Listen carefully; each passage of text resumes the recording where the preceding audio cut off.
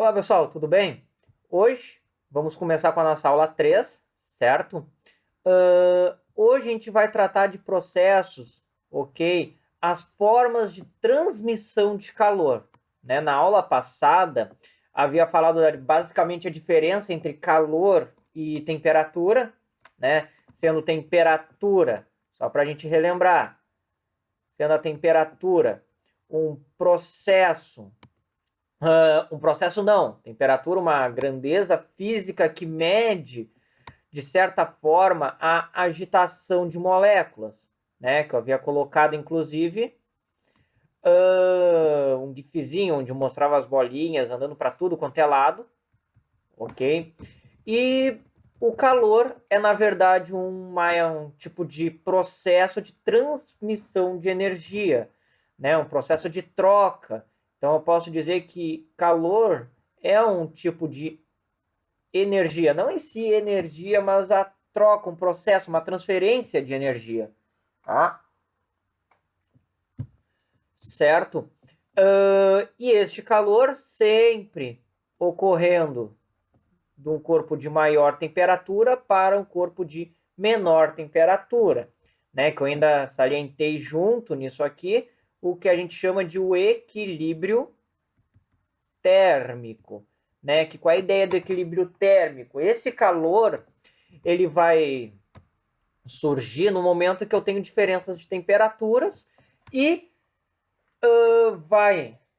vai ser transferido de tal forma que esses dois corpos, essas duas substâncias em diferentes temperaturas, cheguem a uma temperatura de equilíbrio, né? Então, por isso eu digo sempre do maior para o menor. Por quê? Porque este aqui perde temperatura, chegando num T mais ou menos, e este aqui ganha temperatura, ganha temperatura, aumenta a temperatura, ganha absorvendo calor, chegando nessa mesma temperatura mais ou menos, né?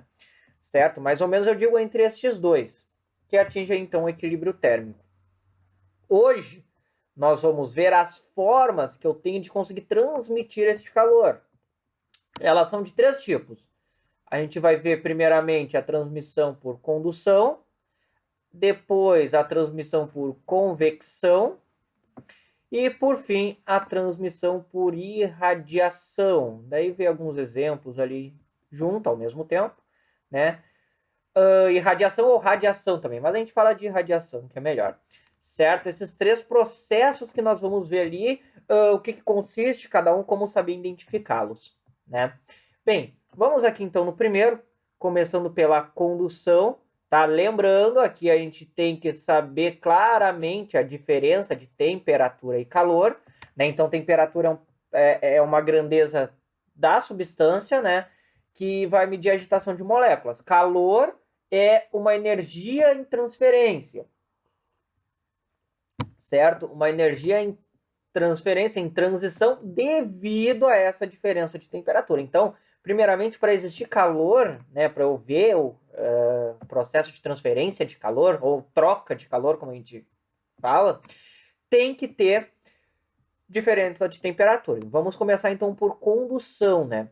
Condução, a gente pode dizer que é uma espécie de processo que vai acontecer principalmente em sólidos, né? Vamos pensar aqui em corpos sólidos, primeiramente.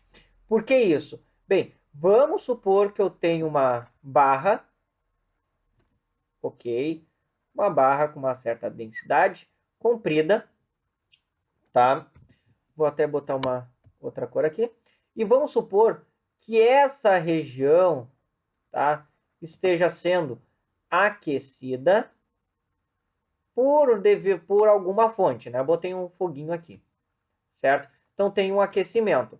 Em consequência, essa parte aqui não está sendo aquecida, tá? Está sendo aquecida uma ponta só.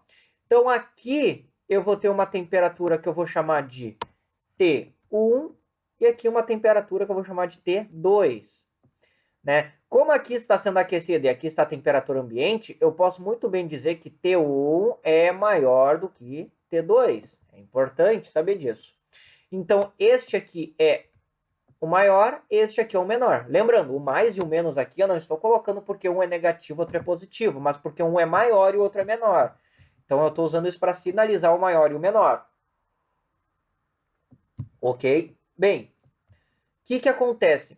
Essa barra, por ser sólida, a gente não vai ver as moléculas delas indo para tudo quanto é lugar. Né? Se eu for ver aqui o que acontece, temos as moléculas ali, ou as partículas que compõem este material. Né? Vamos supor aqui essa estrutura, mais ou menos. Só que a gente vai observar que, por ser sólido, esses carinhas estão presos numa dada região, mas eles podem oscilar, ou seja, este carinha aqui, por exemplo, do meio, ele pode oscilar para essa direção, ele pode vibrar para essa, e eu posso ter vibrações cada vez maiores ali, mas no limite da região que ele consegue ocupar.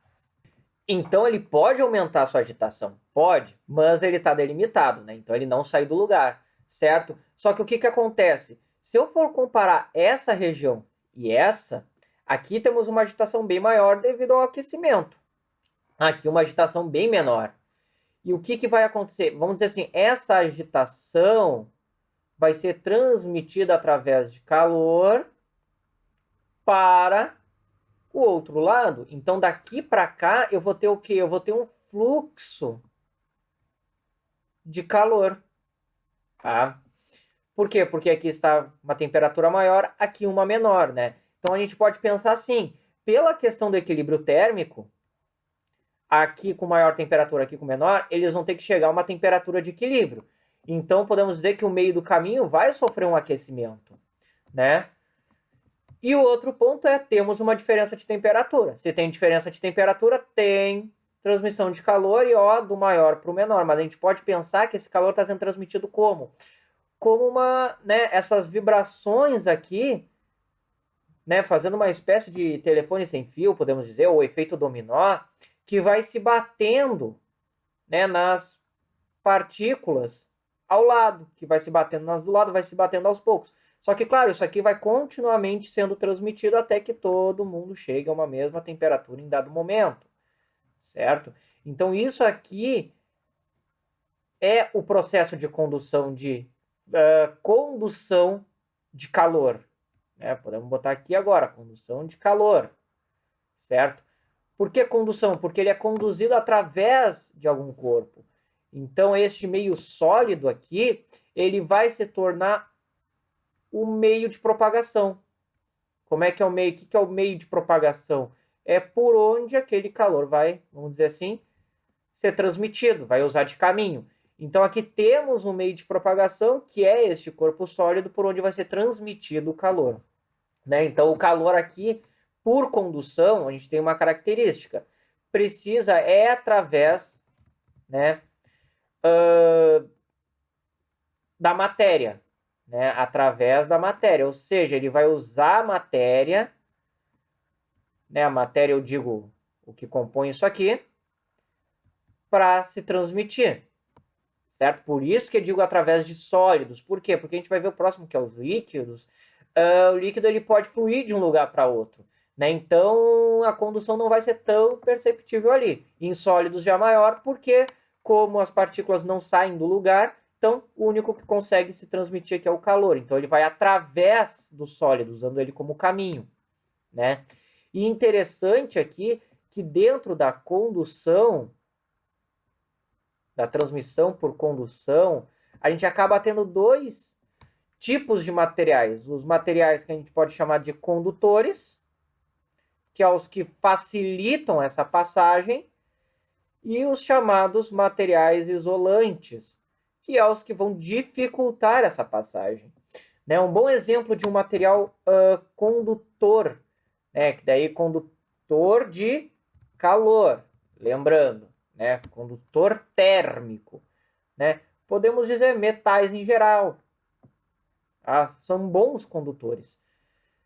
Isolantes, podemos colocar aqui, por exemplo, lã, blusa de lã. A água também é considerado um isolante, ele não permite essa passagem de maneira tão fácil, é dificultada, certo? Blusão de lã, por exemplo, é um bom isolante térmico, por isso que é utilizado, né, para roupa no inverno, ok? Porque como é um isolante, não deixa, vamos dizer assim, o calor ser emitido para o ambiente. Daí a gente meio que acaba reabsorvendo ele, né, o calor que a gente emite. Vou explicar isso depois, mas no próximo ponto aqui, certo? Os metais já são bons condutores, eles facilitam isso. Por isso que quando se coloca a mão, por exemplo, em algum metal, a gente sente ele gelado, não é porque ele está frio, né? Se eu colocar, fazer aqui uma mão, tá aqui uma mão muito mal feita, e aqui uma chapa de metal. Mas o que acontece? Os dois estão no mesmo ambiente, então a gente pode presumir que tanto a mão quanto o metal estão à mesma temperatura. Só que a mão no ambiente ele tem uma certa taxa de transmissão para justamente manter o equilíbrio. Quando encosta na chapa, a chapa tem uma condutividade bem maior do que o ar, né? A gente pode incluir o ar aqui como também uma espécie de isolante térmico. E o que acontece? Feito essa troca, nesse contato, eu tenho uma passagem muito maior de calor da mão para a chapa, uma condutividade maior. E daí, então, o que acontece? A gente acaba sentindo, vamos dizer assim, uma perda maior desse calor. E lembrando, na aula passada, que a sensação de quente e frio se dá justamente pela questão de perda ou de emissão ou absorção de calor. Aqui emitindo mais calor, então acaba sentindo, né, tem aquela sensação de gelado, né? Mas não porque o metal está a uma temperatura menor, mas porque ele tem uma condutividade maior. Muito importante isso aqui, esse exemplo. Então temos aqui a condução. Depois a gente vai ver outros exemplos ali, tá? Mas agora a gente vai partir para convecção. A convecção a gente consegue ver melhor em líquidos e gases, certo? Por quê? Porque a gente diz que a convecção não é através da matéria, é com a matéria, né? Na condução, a gente via o calor saindo do mais quente, aqui, e indo para o mais frio, certo? Ou seja, de maior temperatura para o de menor temperatura, para a parte de menor temperatura. Então a gente vê aqui não, aqui a gente vai ver literalmente o mais quente indo para a região onde está o mais frio. Ou seja, não é o calor, é a matéria toda em si, né? Um exemplo disso é aquela ideia de que o ar quente sobe e o ar frio desce, tá? Seguinte aqui, fazer aqui a representação foguinho, tá? E bem, nessa região aqui, eu vou ter uma certa temperatura, que eu vou chamar de T1. Aqui mais para cima, eu tenho uma temperatura T2. A mesma coisa, como aqui está perto dessa chama ali que eu representei para ser o fogo, um processo de aquecimento, T1 maior do que T2. Aqui é a maior temperatura.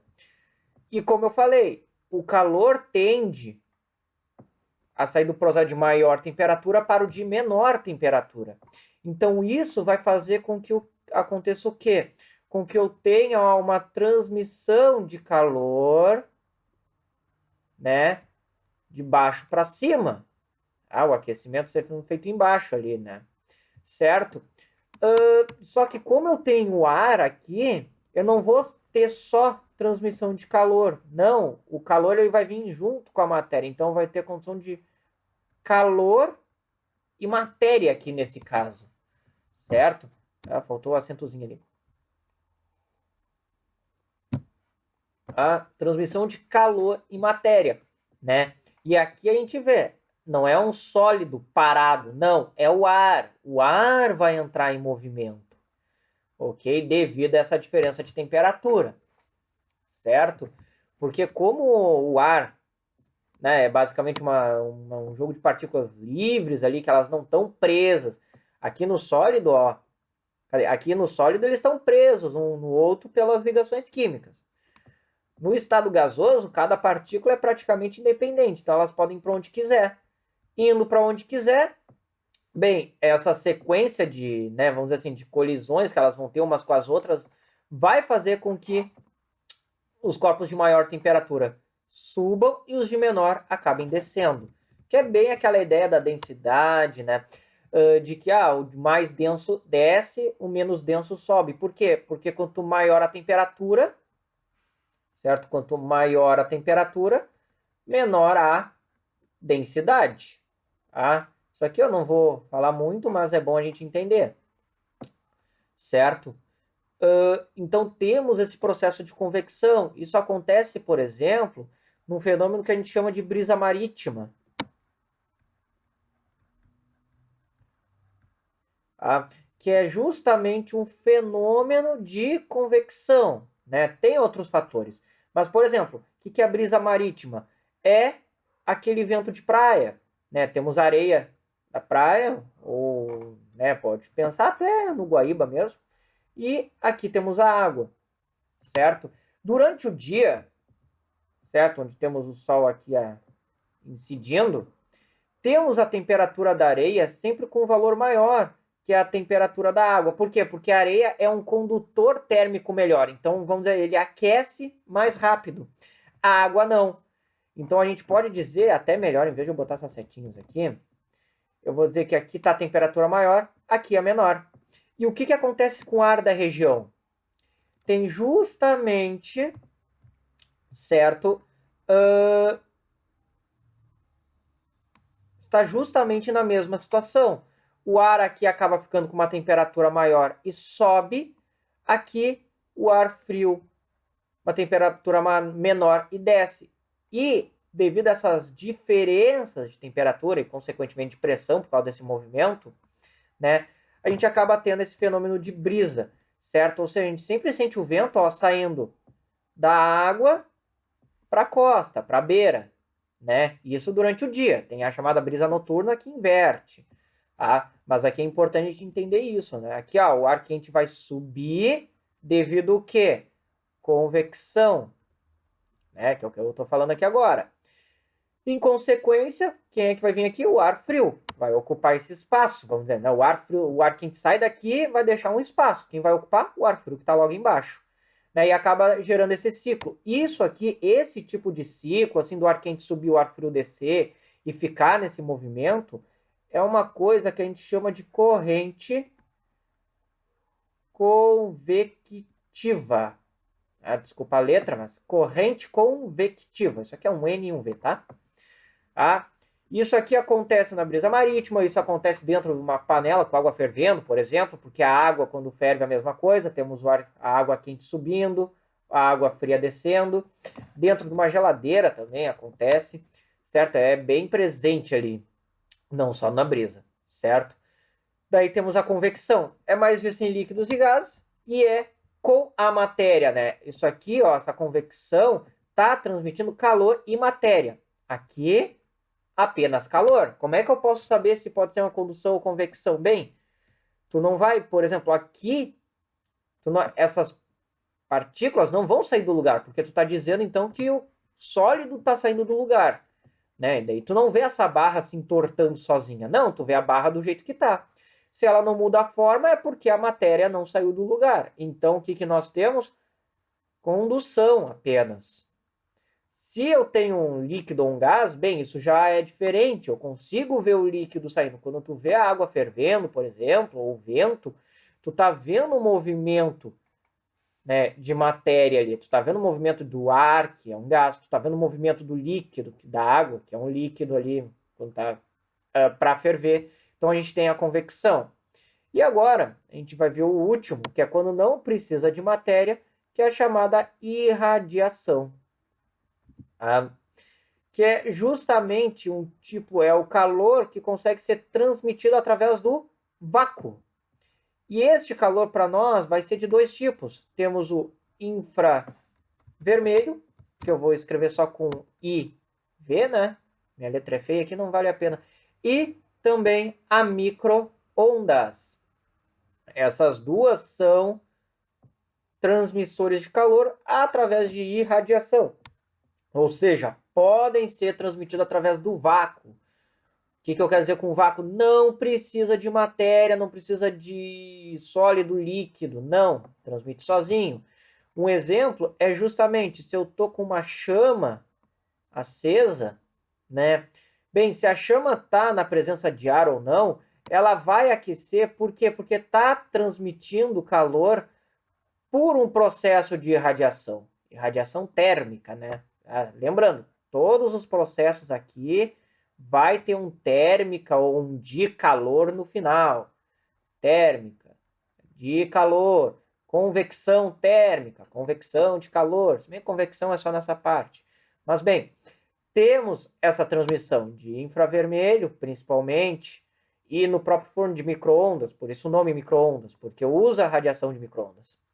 Certo? E isso aqui pode ser muito bem transmitido através do vácuo, não precisa de nada no caminho. E a gente vê disso também pela questão do Sol. Temos o Sol transmitindo calor através do espaço, né? Calor até a Terra, e sabemos que entre a Terra e o Sol não existe matéria, então é só o vácuo, né? O vácuo espacial. E acontece essa transmissão por quê? Porque temos ali um processo de irradiação, né? E esse processo é importante, ok? Entender que não acontece só quando alguma coisa está pegando fogo, né? Pensar, uma chama, né? É fogo. O Sol, a gente não é bem pegando fogo, mas, bem, a gente vê aquela bolota amarela no céu, então parece, né? Dá para fazer essa associação. Não é só com isso. Qualquer corpo, na verdade, está transmitindo essa radiação infravermelho. Qualquer coisa. Pensar aqui, eu tenho um bloco de metal, um bloco de madeira. Eles estão transmitindo calor por irradiação. Isso é um processo que acontece constantemente. Só que o que ocorre? Ao mesmo tempo que está sendo emitido, ao mesmo tempo está sendo absorvido, né? Então, a irradiação é importante porque é um processo que ocorre constantemente, independente de temperatura, né? Então, eu emito e absorvo calor ao mesmo tempo, o tempo inteiro.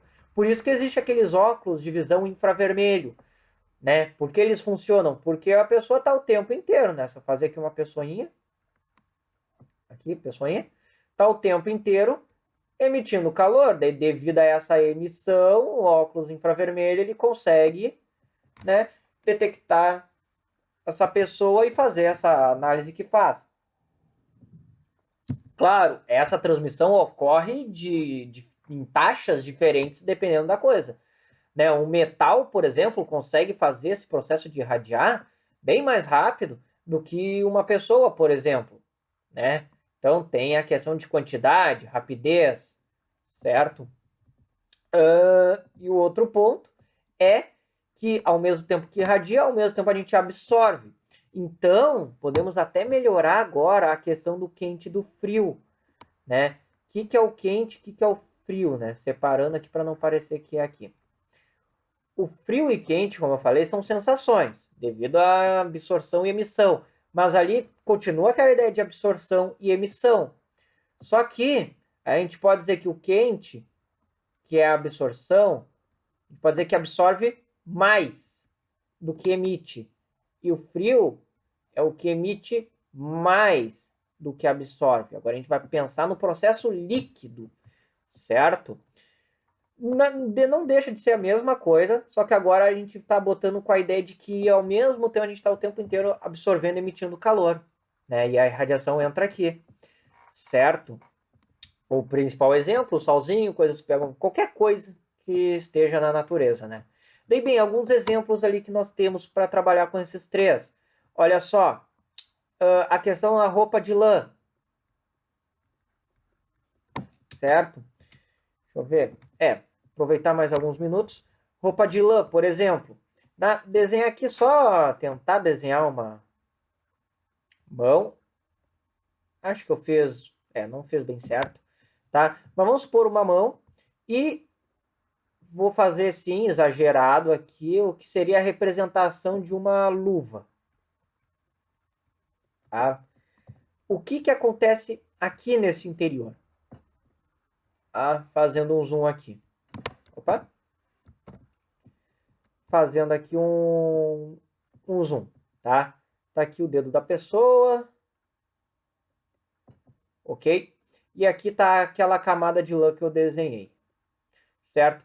Bem, neste meio caminho, a pessoa tá, como eu falei, estamos sempre emitindo calor. Só que o blusão de lã, o que acontece? Ele é um péssimo condutor, ele é um isolante térmico. Então ele não deixa o calor sair, né, ser transmitido para o ambiente. Ele absorve até o momento que ele começa a emitir novamente.